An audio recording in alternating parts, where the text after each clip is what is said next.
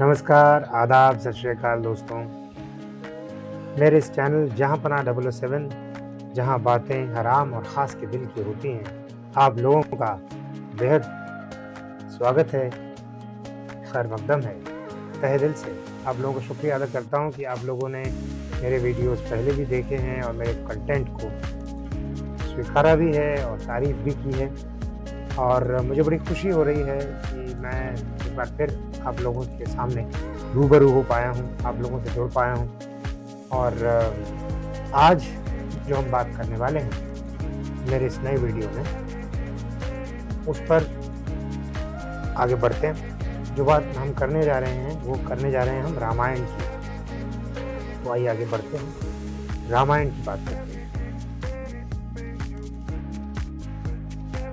हाँ तो दोस्तों, हाजिर हूँ आपके सामने जहाँपनाह 007 इस चैनल पर, जहाँ बातें हराम और ख़ास के दिल की। तो जी दोस्तों, मैं आज बात कर रहा हूँ आप लोगों से रामायण के बारे में। जी हाँ, रामायण। अब आप कहेंगे कौन सी नई बात लेकर आया है ये। रामायण महाग्रंथ है, एक ऐसा ग्रंथ जिसको वाल्मीकि जी ने लिखा, उसके बाद और कई महापुरुषों ने लिखा। तुलसीदास जी ने इसको अवधी में रचा, चकबस्त ने इसको उर्दू में रचा, कृतिवास ने इसको बंगाली में रचा, और ऐसे कई संत महात्मा महापुरुष हुए हैं जिन्होंने रामायण को अपनी अपनी भाषा में रचा और इसको समृद्ध किया। तुलसीदास जी का रामायण घर घर में पढ़ा गया है, श्री रामचरितमानस। वाल्मीकि रामायण जो मेन सोर्स रहा है। अब मैं रामायण की बात क्यों कर रहा हूँ। 1986-87 में हम लोग श्री रामानंद सागर जी द्वारा निर्देशित सीरियल देख चुके हैं, जिसके आज भी हम YouTube पर कितने ही वर्जन्स देखते रहते हैं। उसके एपिसोड्स हम YouTube पर देखते रहते हैं, आप लोगों ने देखा ही है। दशहरा हो, नवरात्रि हो, रामनवमी हो, श्री रामचरितमानस और वाल्मीकि रामायण, चकबस्त रामायण, कृतिवासी रामायण जैसे सोर्सेस से लिया हुआ, रचा हुआ यह धारावाहिक, जो कि पहले टीवी पर आता था, दूरदर्शन पर आता था, और कोविड के दौरान भी जिसका पुनः प्रसारण हुआ, और अगेन इसको बहुत ज़्यादा व्यूवरशिप मिली। इसके संवाद, पटकथा, जो सोर्सेज स्वर्गीय श्री रामानंद सागर जी ने हाईलाइट किए हैं, उन सोर्सेज से उन्होंने बखूबी बहुत सुंदर विवरण प्रस्तुत किया, बहुत सुंदर नाटकीय रूपांतरण प्रस्तुत किया। अब इतने वर्ष हो गए हैं, आज भी जब हम रामायण सीरियल धारावाहिक देखते हैं, उन कलाकारों का काम देखते हैं, तो हम मंत्रमुग्ध से रह जाते हैं और हमें लगता है क्या बात है, क्या संवाद अदायगी।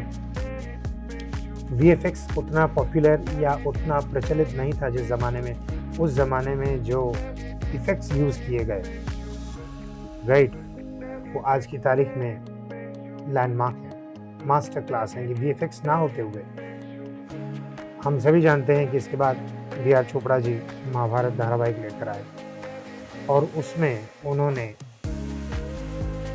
VFX उस ज़माने में नहीं था, तो रियल कैमरा शॉट्स यूज़ किए गए, राइट। कैमरा इफेक्ट्स थे, राइट, शूटिंग थी, बट AI नहीं था, VFX उतना नहीं था। तो क्या लैंडमार्क सीरियल बनाया। तो हाँ, बात हो रही थी रामायण की। तो रामायण के सारे कलाकार, उनमें से कई आज दिवंगत हैं। रावण का किरदार निभाने वाले अरविंद त्रिवेदी जी आज हमारे बीच में नहीं हैं। ऐसे ही दशरथ का किरदार निभाने वाले और माता कौशल्या का किरदार निभाने वाले ये सभी व्यक्ति, ये सभी कलाकार हमारे बीच में आज नहीं हैं। यहाँ तक कि विभीषण का किरदार अदा करने वाले वो भी आज हमारे बीच में नहीं हैं। आज रामायण की बात क्यों हो रही है।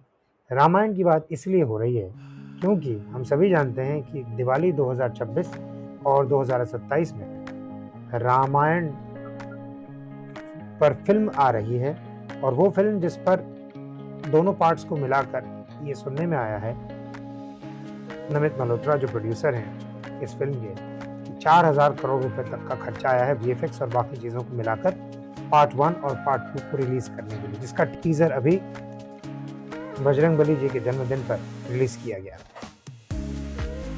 टीजर के मिक्स रिएक्शंस रहे हैं, कुछ लोगों को बहुत पसंद आया है, कुछ लोगों को नहीं आया है, कुछ लोगों को कहा भाई रावण क्यों नहीं नजर आया इसमें, या हनुमान जी को क्यों नहीं दिखाया गया।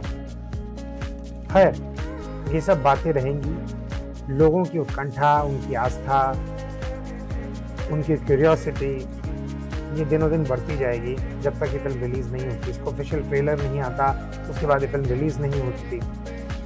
अच्छी बात यह है कि इसको लेकर जो ओटीटी के साथ खरीद फरोख्त की बात चल रही थी, उस पर फिलहाल नमित मल्होत्रा जी ने विराम लगा दिया है और उन बातों पर नेगोशिएशंस बंद कर दी हैं, जैसा कि आप लोगों ने सुना ही होगा। राइट, ये फिल्म आईमैक्स के लिए बनी है for highest amount of pleasure, viewing pleasure, and you should be able to enjoy Ramayana. Now why I am talking about Ramayana today? क्यों बात कर रहा हूँ रामायण की? मैं इसलिए बात कर रहा हूँ रामायण की कि इस पूरे एपिसोड में, इस पूरे होड़ में कई आर्टिकल्स एनडीटीवी और कई और चैनल्स पे भी आए हैं। राइट, कई टीवी चैनल्स प्राइवेट, और खाम तौर पे प्राइवेट चैनल्स की ही बात करूँगा, जहाँ के जो वेबसाइट्स हैं या ई पोर्टल्स हैं, उस पे जो आर्टिकल्स आए हैं नमित मल्होत्रा जी के इंटरव्यूज़ के, कि लॉस एंजलिस में उन्होंने इसका एक ओपनिंग रखा था। इस बात पे भी नाराज़गी थी लोगों की कि लॉस एंजलिस यूएस में क्यों रखा गया, भारत में क्यों नहीं रखा गया। There were lot of mixed reactions. लोगों की आस्था, उनका धैर्य छूटा नहीं जा रहा जब सब देखना चाहते हैं कि कैसे रामचरितमानस या वाल्मीकि रामायण या और किसी रामायण से लिया गया है। तो मैं अब मुद्दे की बात पर आता हूँ। मुद्दे की बात, मेरा मानना ये है कि रामायण फिल्म के बारे में जब बात हो रही है, सारा फोकस जाहिर है कि मेन लीड एक्टर्स पर है। कौन राम का किरदार करेंगे, कौन सीता जी का किरदार करेंगे, कौन हनुमान जी का किरदार करेंगे, कौन लक्ष्मण जी का किरदार करेंगे, कौन रावण का किरदार अदा करेंगे। राइट, कौन कौशल्या का किरदार अदा करेंगे। बिल्कुल सही है, होना भी चाहिए। पर आप लोगों ने चीज गौर की? मैं ये कहना चाह रहा हूँ कि जब सारा फोकस ऑफ अटेंशन वीएफएक्स पर है, विजुअलाइजेशन पे है, विजुअल अपील पे है, the look of the characters पे है, right, the opulence which will be shown, the power and the might of the kingdom of Ayodhya and the kingdom of Lanka, that will be shown in equal measure, right?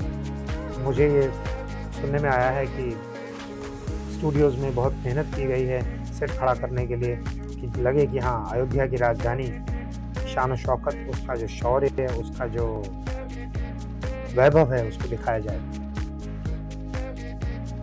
पर इस सारे सिलसिले में कहीं ना कहीं एक बात है जो मुझे लगता है जिस पर ध्यान देना चाहिए था। वो ये कि लोगों ने तो ये पूछा ही नहीं कि भाई इस रामायण का जो अडेप्टेशन है, it's a cinematic adaptation of this epic, right? So which are the sources, which major versions of Ramayana has been taken into consideration for this cinematic representation? Is it Tulsi Ramayana, Ramcharitmanas? Is it Valmiki Ramayana? Is it Chakbas Ramayana, Pritibasi Ramayana, or any other Ramayana? Right? And if yes, then which are the major sources? उस पर कोई बात नहीं हुई है। रामायण का जो ये स्क्रीन एडेप्टेशन होने वाला है, इतने बड़े पैमाने पर इसको ग्लोबली रिलीज किया जाएगा, बहुत अच्छी बात है।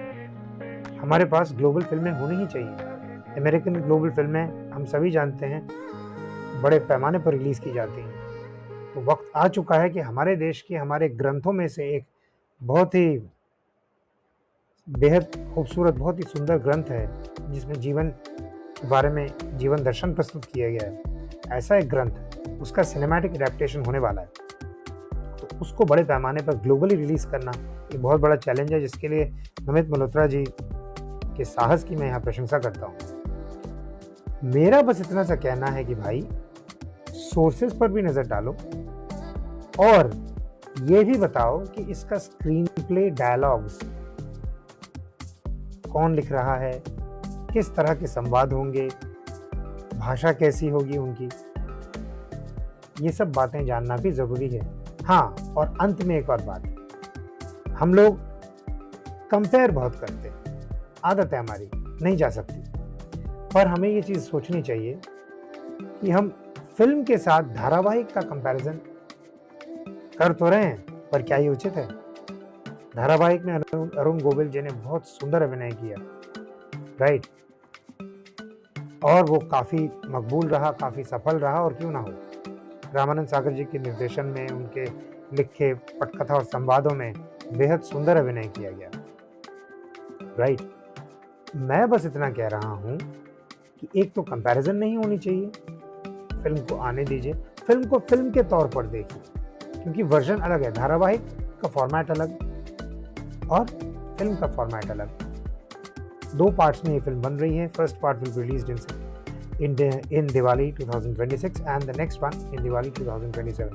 So consider this as a cinematic adaptation, not a serialized adaptation of the epic.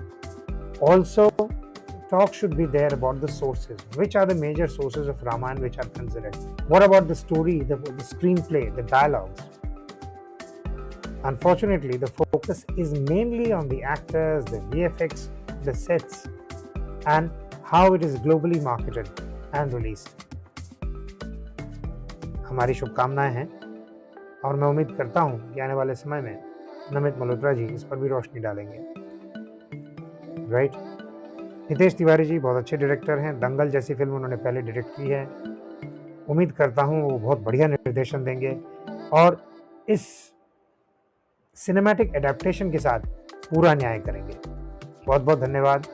मेरे इस चैनल पर आप लोग आए, मेरी बात सुनी, गौर किया। आपके लिए ये चैनल है बातें हराम और खास के दिल की। आज के लिए इतना ही, फिर मिलता हूँ आपसे। तब तक के लिए खुश रहें, आबाद रहें, दिलशाद रहें। Thank you.